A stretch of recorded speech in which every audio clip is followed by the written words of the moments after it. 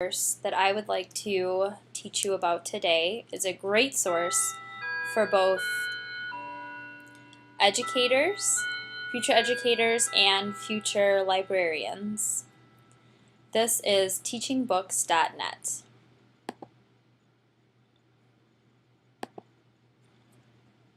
Click on it, it will take me to the teachingbooks.net homepage, in which we will see tabs for books, where we can search for a book, authors and illustrators, where we can search for an author or an illustrator, subject headings, or lists, awards, and series.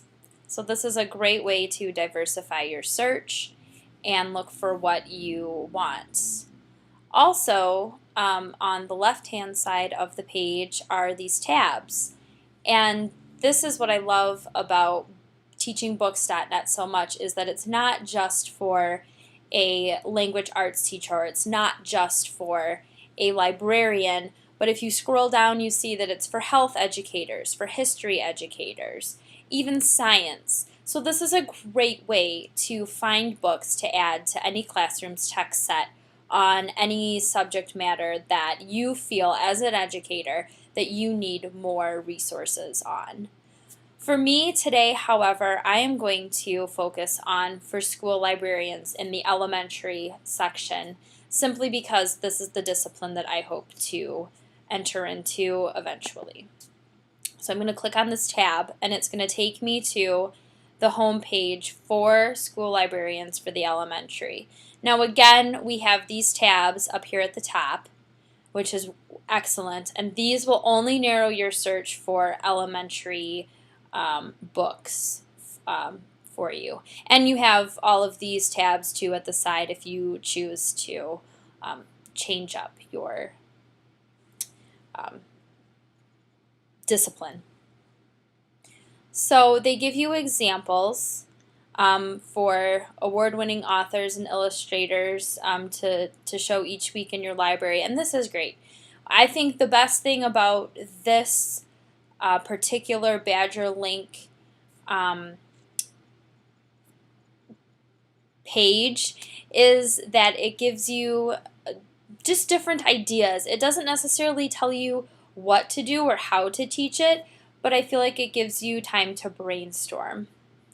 So I'm going to search for a book, and I'm going to search for Harry Potter, if I can spell it right.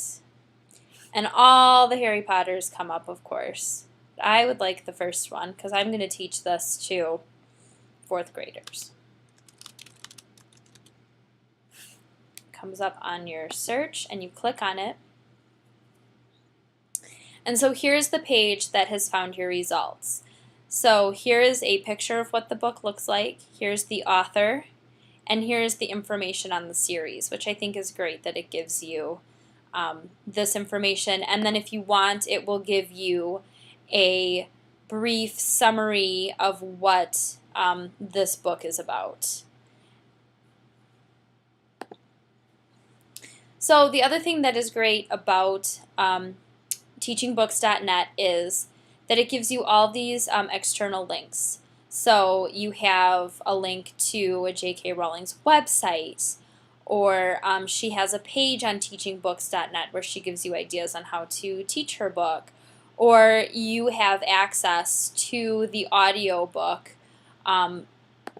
which is, I think, is a great resource to put in any literature class for students at all ages, simply because students struggle with reading. Reading is difficult. So I think that giving teachers access to a book on tape is a great resource for teachers to use for those students who may not be able to keep up with the rest of the class.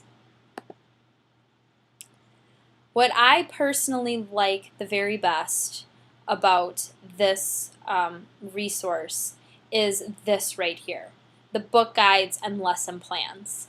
Now, I am new to the teaching realm, and I don't know what a good lesson plan looks like.